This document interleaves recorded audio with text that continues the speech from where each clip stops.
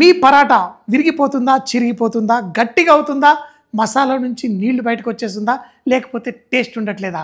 ఈ వీడియో చూడండి, అన్నిటికీ సొల్యూషన్ ఈజీగా చెప్పేస్తాను. మరి ఈరోజు చేసే ఆ పంజాబీ స్టైల్ పన్నీర్ పరాటా మన తెలుగు వాళ్ళకి నచ్చేలా మంచి ఫ్లేవర్స్తో ఎలా చేసుకోవాలో చూడండి. మొట్టమొదటి చిట్కా, మనం కలుపుకునే పిండి పర్ఫెక్ట్గా ఉండాలి.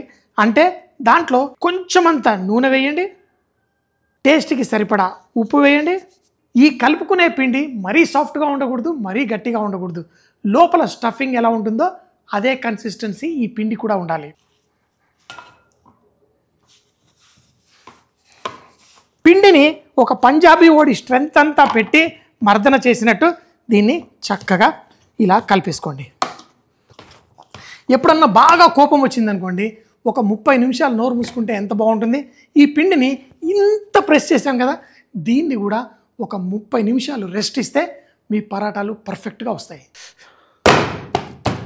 పిండిని రెస్ట్ ఇచ్చేటప్పుడు కొంచెం నూనె పైనేసి దానికి చప్ చప్ చప్ చప్ చప్ చప్ చప్పట్లు కొట్టండి. ఏంటి సౌండ్ కొంచెం తేడా కొడుతుంది? రెండవ చిట్కా, మనం ఏదైనా స్టఫింగ్, అది బంగాళదుంప కానీ పన్నీర్ కానివ్వండి, మనం ఇలా లావుగా ఉన్న దాంతో గ్రేట్ చేయకండి. ఇలా సన్నగా ఉన్న దాంతో గ్రేట్ చేస్తే మీ పన్నీరు సాఫ్ట్గా ఉంటుంది, లోపల ఫిల్లింగ్ పర్ఫెక్ట్గా ఉంటుంది, అది చిరిగి బయటికి రాదు. పర్ఫెక్ట్గా ఫైన్గా గ్రేట్ చేశాను. ఇప్పుడు ఇందులో మసాలాలు వేసేసుకుందాం. మీకు నచ్చిన మసాలా మీరు వేసుకోవచ్చు. మీకు సోప్ పొడి కావాలంటే సోప్ పొడి, కానీ ఇందులో వేసినవన్నీ సాఫ్ట్గా ఉంటే చాలా బాగుంటుంది. జీలకర్ర అయినా, మిరపకాయ అయినా, అల్లమైనా దాన్ని లైట్గా క్రష్ చేసేసుకోండి.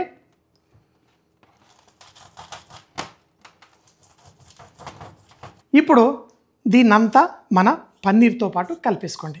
ఉప్పు టేస్ట్కి తగ్గినంత, కొంచెం గరం మసాలా, కొంచెం కారం, కొత్తిమీర సన్నగా తరిగింది వేయండి. దీన్ని చక్కగా ఇలా బాగా మర్దన చేయండి.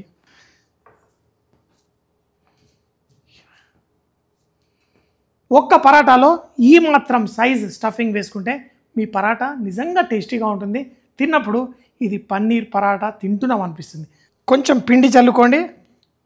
మనం పరాటా చేసేటప్పుడు కొంచెం ఎడ్జెస్ సన్నగా, సెంటర్లో కొంచెం లావుగా చేసుకోండి. మన ఈ పన్నీర్ మిశ్రమాన్ని ఇలా వేయండి.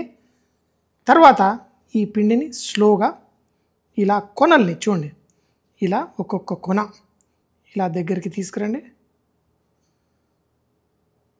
లోపల మన పన్నీర్ చక్కగా పర్ఫెక్ట్గా ఉంది. ఈ పిండిని జస్ట్ ఇలా మడత పెట్టి పెట్టండి. తర్వాత పొడి పిండి వేసుకోండి. పరాటాని స్లోగా ప్రెస్ చేయండి. ఆ లోపల ఉన్న మిశ్రమము దీంతో పాటు స్లోగా ఎక్స్పాండ్ అవ్వాలి. గట్టిగా చేయకండి, స్లోగా కొంచెం ఇలా వేళ్లతోటి ఎక్స్పాండ్ చేసుకుంటే మనకి ఈజీగా స్ప్రెడ్ అవుతుంది. మధ్యలో ఇట్లా బుడగలాగా గాలి బుడగ వచ్చిందనుకోండి, ఏం కంగారు లేదు, ఫోర్క్ పెట్టి ఇట్లా గుచ్చండి, ఆ గాలి బయటకు వచ్చేస్తుంది.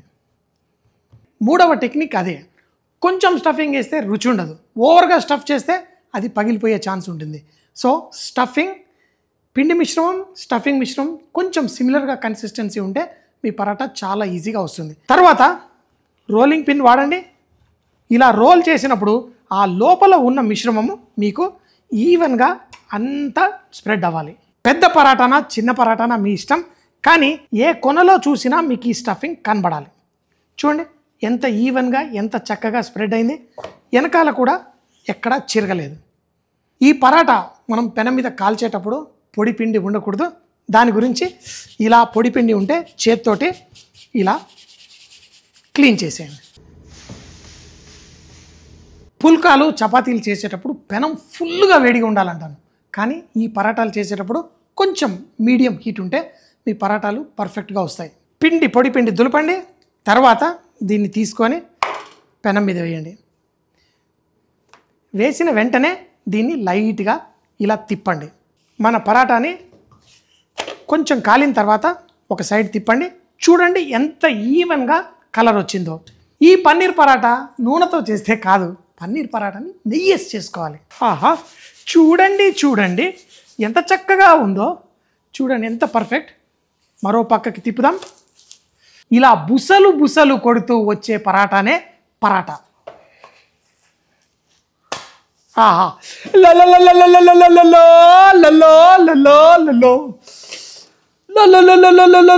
పరాటా చూడండి, ఇలా చేసిన పరాటాని ఆహా. పంజాబీ స్టైల్లో అయితే గడ్డ పెరుగు, ఉల్లిపాయలు, ఇంకా అచార్ కూడా పెట్టుకొని తింటారు. మనకి ఇష్టం వచ్చినట్టు తిందాం. ఈ పరాటా మీకు లోపల స్టఫింగ్ ఎలా ఉంటే పర్ఫెక్ట్గా ఉంటుందో ఇప్పుడు చూడండి. ఈ విధంగా స్టఫింగ్, దీంట్లో మన జీలకర్ర, పచ్చిమిరపకాయ, కొత్తిమీర అన్ని మసాలాలు ఇలా ఫుల్గా చక్కగా కనబడాలి. మళ్ళీ పైన మాత్రం ఇంత పర్ఫెక్ట్గా కుక్ అవ్వాలి. దేవుడా దేవుడా దేవుడా, ఇంకేం కావాలి దేవుడా, చక్కగా దాన్ని తుంచుకొని తింటే. పన్నీర్ పరాటా పంజాబీలు ఫుల్గా ఎంజాయ్ చేసి తింటారు. మరి మనం ఎందుకు తినకూడదు? దీంట్లో ఉన్న మంచి గుణాల గురించి తెలుసుకుందామా? పంజాబీలు ఉల్లిపాయ పెరుగుతో తింటే మనం టమాటా పచ్చడి, అల్లం పచ్చడి వాటితో కూడా వేసుకొని తిని ఎంజాయ్ చేయొచ్చు. పన్నీర్ ప్రోటీన్ రిచ్, మాంసకృతులు బాగా దొరుకుతాయి. ముఖ్యంగా వెజిటేరియన్స్ అయితే పన్నీర్ని ఏదో ఒక విధంగా మనం తినాలి. పన్నీర్ గ్రేవీలో వేసుకోండి, కబాబ్ చేసుకోండి, పరాటా చేసుకోండి, సూపర్గా ఉంటుంది. ఇలా టమాటా పచ్చడితో కూడా ఉల్లిపాయ తింటే వేడి ఎక్కడి నుంచో వస్తుందంట, అది కూడా అలవాటు అవుతుంది పంజాబీ ఫుడ్ తోటి. మీకు తెలుసా, పాల కంటే పన్నీర్ చాలా గట్ ఫ్రెండ్లీ, మన కడుపుకి చాలా హాయిగా ఉంటుంది. అంతేకాకుండా ఎందులో వేసినా ఆ ఫ్లేవర్స్ అన్నీ చాలా బాగా తీసుకొని ఒక మంచి క్రీమీ టెక్స్చర్ ఇస్తుంది. అలాంటప్పుడు పన్నీర్ ఎందుకు తినకూడదు? అవును, నా పొలంలో బోల్డ్ అని పాలున్నాయి, అందుకని మీ మీద కూడా పన్నీర్ రుద్దేస్తున్నా. ఆహా. ఇడ్లీలు, పరాటాలు, పెసరట్లు రెగ్యులర్గా తింటూ ఉంటాం. కానీ నాకు చిన్నప్పటి నుంచి మా అమ్మ అయినా, క్వీన్ విక్టోరియా అయినా రకరకాల పరాటాలు చేసి పెట్టేవాళ్ళు. మీరు కూడా మీ పిల్లలకి పెట్టండి, చక్కగా ఈ సైజులో ఎదిగిపోతారు. ఇంకోటి ఏంటంటే, ఈ పరాటా మీరు బ్రేక్ఫాస్ట్లో తినండి, లంచ్లో తినండి, డిన్నర్లో తినండి, అలా ఫ్రెండ్స్తో వెళ్ళి పరాటా గల్లీ అని, ఈ గల్లీ అని పరాటాలు ఫేమస్గా అనే దగ్గర తినండి. ఎప్పుడు తిన్నా సూపర్గా ఉంటుంది. పంజాబీ డిష్లో మీకు నచ్చిన డిష్ చెప్పండి. మీ తెలుగు నాలికకి వావ్ అనిపించే విధంగా ఆ రెసిపీని మీకు చేసి చూపిస్తాను.